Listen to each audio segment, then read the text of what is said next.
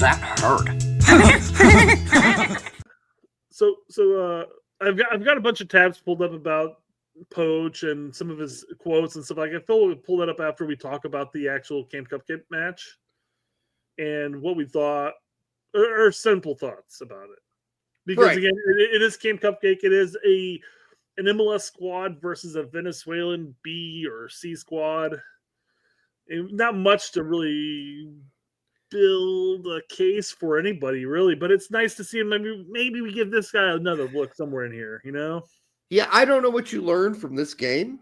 It's really difficult when the opposition is flaccid as they were.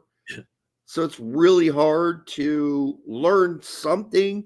You can learn a few things like you learned, which we already knew.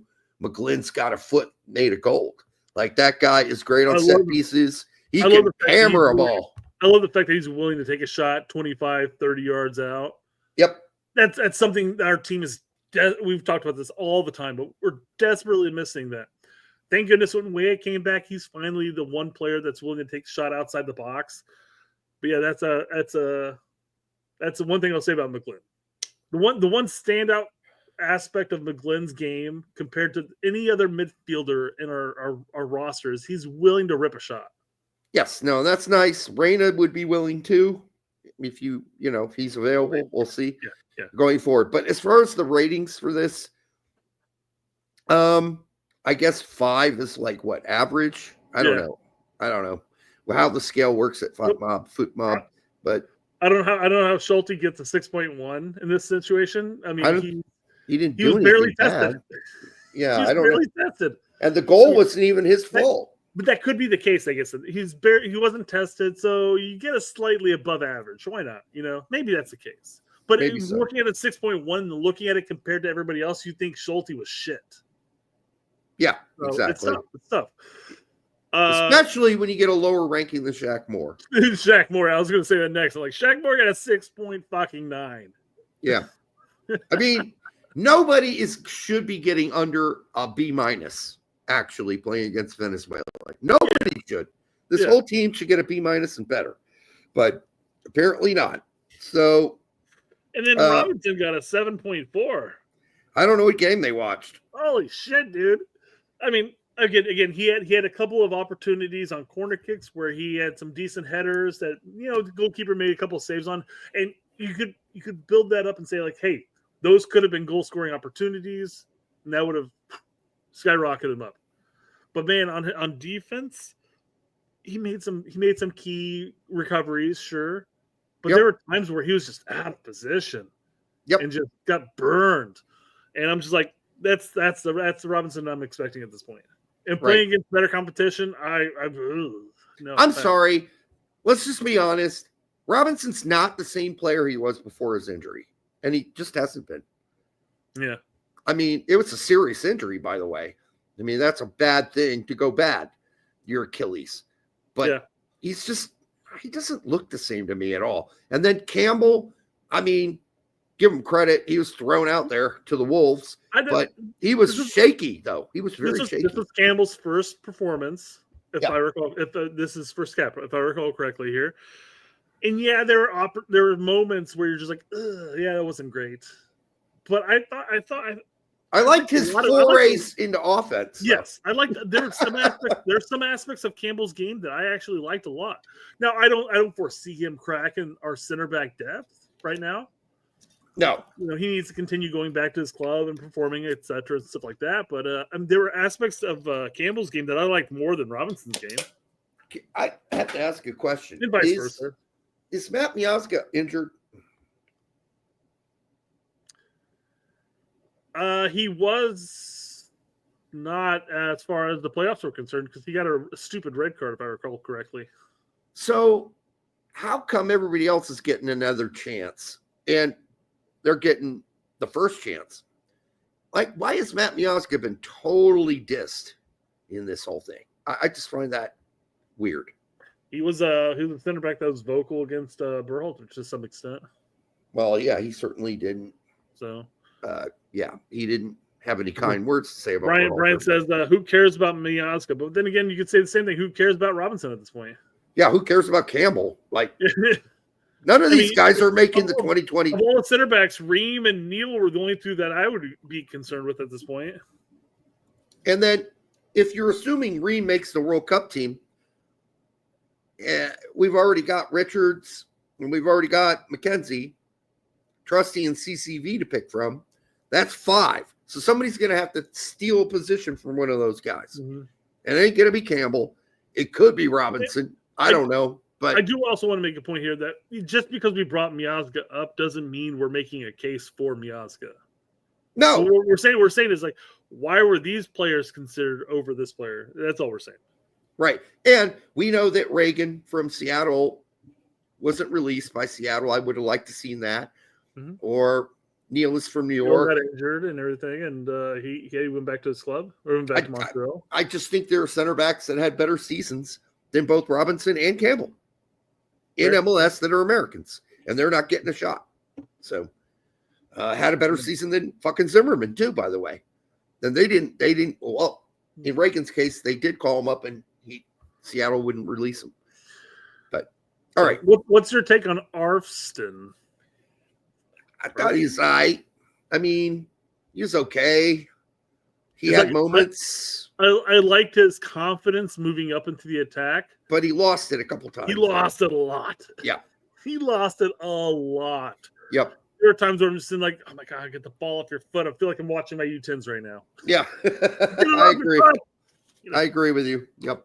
So I don't know. There were a lot of people like, well, I want to see more of Arfston. I'm like, oh, I mean, yeah, sure. Why not? I guess I'll see him, but he didn't blow my dick off on this game. Yeah, it wasn't my big thing. Kermashi, you got a 7.1, which is a mid grade for this 11 against Venezuela. There are things I saw of his game that I liked.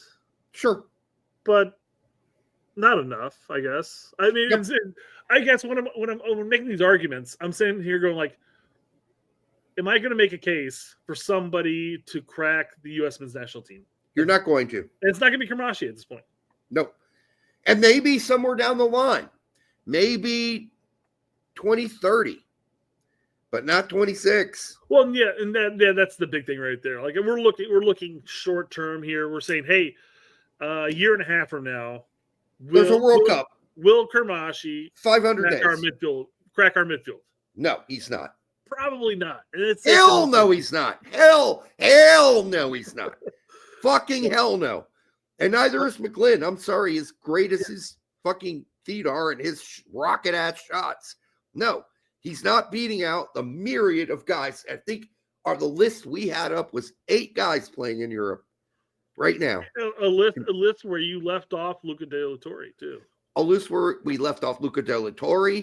Maloney was on it, but a laughable, not going to happen, right? Yeah. I mean, I just don't think that Maloney has a shot playing midfield because, well, A, we know how Poach wants to play, and B, we know who's already going to fill that role, right? And we know who his favorites are already, brazenly enough. Yeah. All right. Yeah. So anyhow. The Chicago fellow brings up a great point. Just to reiterate how young Kermashi is. Yep.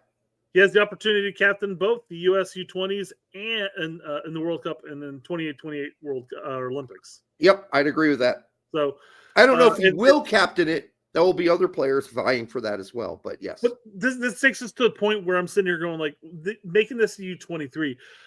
Again, it's great to get exposure for Kermashi at this point. Or U25, by the way. That's what we came down on. That's fair. Yeah. Right.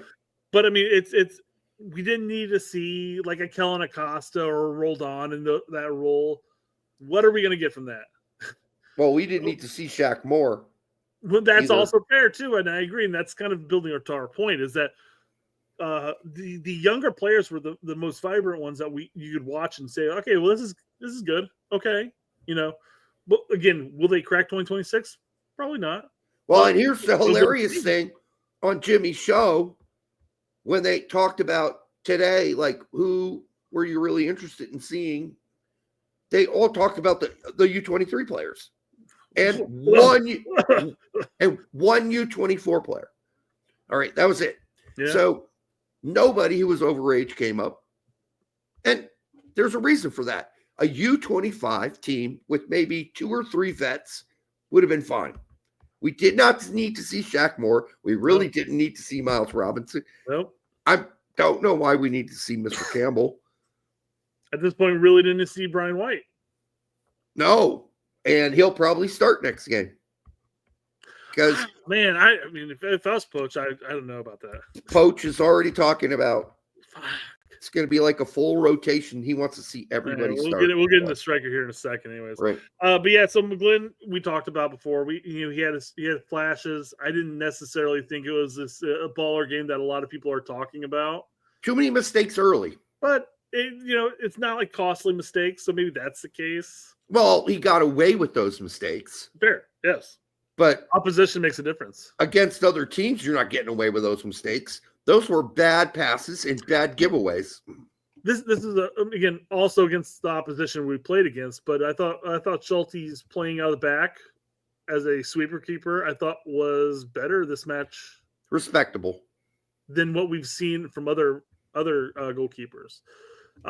Again, you have to take into consideration who we're playing, and not only who we're playing, but the degree of team we're playing from that team. Right. Yep. And you can say the normal thing. Well, you can only play who's in front of you. Yeah, exactly. Hey, of course that's the case. But you also have to then put that in context when you're actually evaluating the performances of the players. You can't just say that, and that just sort of that nonchalant comment chalks over the context. That's not how fucking this works. If you play a shitty team, we expect you to win 3-1, 4-1, 5-0. It's a shitty team. So don't tell me, please do not put that cliche out there. And I know I'm attacking Jimmy for saying that. Well, but I say the same thing too. Whenever we play like a weaker side and we win, and they're like, well, we played against Costa Rica, or we played against whatever, insert team here, Ghana, when Ghana was shit. I'm like, well, you can only play against who's out there. But you also can take into context who is out there too. Right. And like if you're playing a really crummy team, we should be kicking some serious asshole.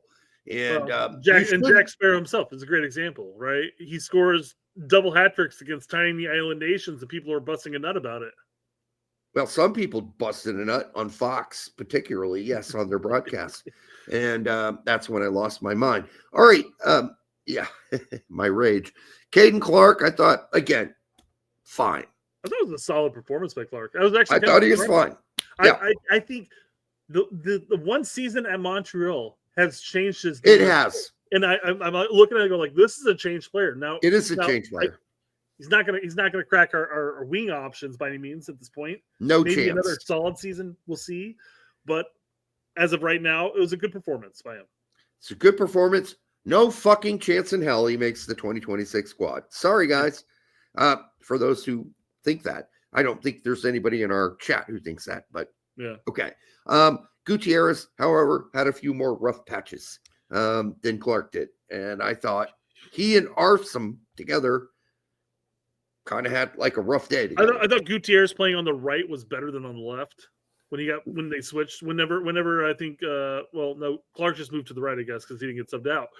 I think when he was on the right, he looked better, like going into the attack. Start of the second half, that's what it was. Okay. Start of the second half, he had a couple of opportunities where he pushed the attack, and you could see it, but I agree with you. He had some rough patches there, and I think that on that left hand side, I think him and Arston just didn't. I'm going to butcher his name. Arfston. Yeah. Okay. Well, they've never played together before. Yeah. I mean, it was very obvious the chemistry was shaky. I think, quite frankly, I think the 6.5 is accurate for Gutierrez. I think so. So I'm not going to make any argument, or I'm not going to try to bolster his stats by any means, because I'm obviously a Chicago guy. But I'm saying, hey, it wasn't bad, but it wasn't really great. Yeah, I mean, Clark looked way better. He looked 100%. Yes, I'll agree with you. This. Yeah. Miljevic. Here's a question, because a lot of people. This is like a. That's a way too high score. 8.3 is crazy. Yes, I'll say the one thing. So a lot of people are like, well, he's still arguing like, why was he being called up? Blah blah blah. And you can make that argument, but I'll say one thing about his game: his eagerness to get the ball and to get included with every single play moving forward, was refreshing. No, it may not have always worked, but it was refreshing. Here's the one thing that you need to know about Madman Miljevic. He is an egoist. He absolutely believes in him and his game. It's what's getting him in trouble with other teams. However, when he doesn't get to start, obviously, he's got an attitude. What he did by grabbing the ball for the penalty kick out of another player's hands and basically telling everybody to go fuck off, he was taking it. I thought that was a sign that he's not matured, because it was obvious he was not the penalty kick taker that was picked. And you're legitimately like new to the fucking team. Yeah. Being kicked off of multiple club sides. Maybe just roll it and let the veteran, weird saying McGlynn's the veteran at this point, but let the veteran take control of it. I mean, he's been a part of multiple Camp Cupcakes at this point. He's part of the U20s, Olympic squads. Just let him roll with it at that point, buddy. Well, and then, the other thing is Miljevic is a world-class judo guy. Yeah. So, I mean, he's got that in his head. Like, I'll kick anybody's ass. Yeah. Fine. I'm sure you could. And so he thinks of himself as pretty much a badass. And so he bullied himself into taking that penalty. Oh, McGlynn didn't put up any fight at all. Are you kidding me? No, he's just like, okay, well, he's like, I got the ball, and he's just like, okay, here, have it. Probably walked away saying like, I probably would have scored, and he's gonna score and take all the credit, and then all of a sudden he fucked it up, and he's like, McGlynn was probably sitting there after he fucked up, going. Well, it was pretty obvious. I mean, it seemed to me that McGlynn was the chosen PK taker for the team, and so Miljevic stealing the ball and in his sort of aggressive way that he did it, and not cool. And then to fuck it up that bad, really? Yeah. Okay. On the positives, okay, one more like negative on Miljevic. He's slow. He's not a fast player. That's fair. He's quite slow. And I know that was noticeable to me on the pitch, that he was not a fast player. That's okay. You don't always need to be the fastest guy on the pitch, obviously. But I thought it was obvious to me he was not quick. But to that argument, though, he's incredibly confident, whether warranted or not, confident with the ball. So there were times where like he would get the ball, and usually you'd see like one of our center midfielders immediately look to pass the ball off, and he would end up taking it up and dribbling a player or two, opening up space for other people. So it's like, again, he's the most confusing player on this roster to sit here and rate, because you're sitting there like, well, I see X, Y, and Z, yay. Then I see A, B, and C, and you're like, ugh. Yeah. So some pluses against Venezuela. Some big time pluses. The finish was great, right? Yeah. It's a great goal. His assist was phenomenal. His vision, make sure you got that perfect deflection. Well, it was also obvious to me he was the leader. He was the leader. That comes with confidence. Yeah, he was the leader. Like when he scored, you could tell he was the leader. The penalty kick, you could tell he was the leader. The other guys look up to this guy. And it's not even that he's that much older than them. No, the younger ones. You walk around like you're the cock of the walk. I mean, people will fall in line. I mean, it's just you have to exude that confidence. That's all it is at the point. Pretty obvious to me he's already made his mark on the rest of that team by saying, I'm the man. I'm the guy. Yeah, I'm the badass. That's fine. Give me the ball. I'm confident. I'm a confident guy. And that obviously translated on the field. All right. And then we move to Agumon. Agumon? I couldn't tell you exactly how to pronounce that, to tell you the truth. I'm going to say Agumon because that's what they were saying on the broadcast. All right. But, all right, guy can't hold up the ball. All right, I'm starting with the negatives again. There we go. Well, it might be another way, right? I mean, I got to be honest. You can't hold the ball up. And you're 6 foot, whatever you are. Dude, nope. 5. He is a Josie Light. He's not meant to be a target striker. He's meant to run in between the lines and break those lines. which is weird because you're 6 foot, whatever you are, 5. What is he? He's tall. He's a big fucking mammal. He's a large mammal. Not everybody has that mentality, and not everybody plays on a youth team that plays you as that role. So, yeah, it's he's definitely not a target striker. Pepe and Sargent completely outclass him. Like, if he added that to his game, oh sure, he'd be in Europe right now. Like, how can you not, with that big ass body frame, that big he's a giant mammal. Like, why don't you use that to your advantage, dude? Really? Come on. Brandon Vasquez knows how to do that. I'm taking Vasquez any day of the week. Absolutely. And that's not to bash this kid. I mean, the kid obviously it's his first camp. He's getting a look. I mean, he literally played 1 season as a professional and got this call up. So by all means, he has a lot of room to grow and develop. But he's not there in that target role. And if you're going to play with the target type striker, I mean, you'd hope that he'd play that role. I mean, Brian White will play that role. But then again, if you have the choice between Brian White or him again and against Costa Rica, who are you playing? I'm still playing the young kid because I already know who Brian White is. Yes, 100%. And I know Brian White can hold up a ball. And I know Brian White's good in the box. And I know those things. But he ain't making this 2026 team. And he ain't making the 2030 team either. So Brian White's career is done as a potential U.S. men's national team player. This guy still has a chance, although we've talked about this before. After the age of like 22, 23, if you haven't already figured out who you are as a player, you're going to make only minor incremental improvements, unless you're a late bloomer, which, by the way, is extremely rare. Late bloomers are very rare in soccer. So either he's going to be a late bloomer because he's already 24. He's going to have to be a late bloomer. Like, if you're that big, you should already know how to use your body and position it to hold up the ball and how to lay off passes. He needs to contact McBride immediately and say, I'll spend every offseason with you. You teach me what you know. Because if he had that skill alone, that skill is worth a contract in Europe somewhere. As BMR mentions, he's 6'4". He's a big dude. Yeah. And McBride was 6 foot. And he did a way better job of shielding the ball and passing it off to guys advancing. Like, if this guy could learn how to do that basic fucking skill, he'd be worth a lot more money than he's worth right now. But he obviously has not been taught that, and he's not learned it.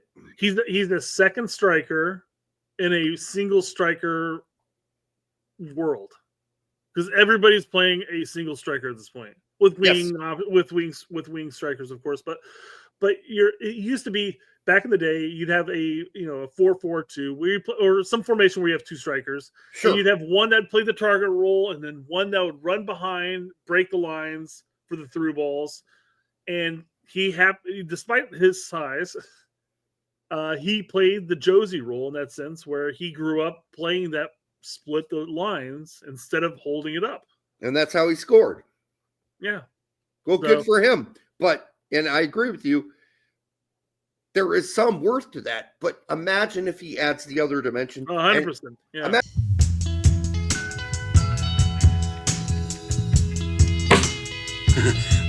hurt.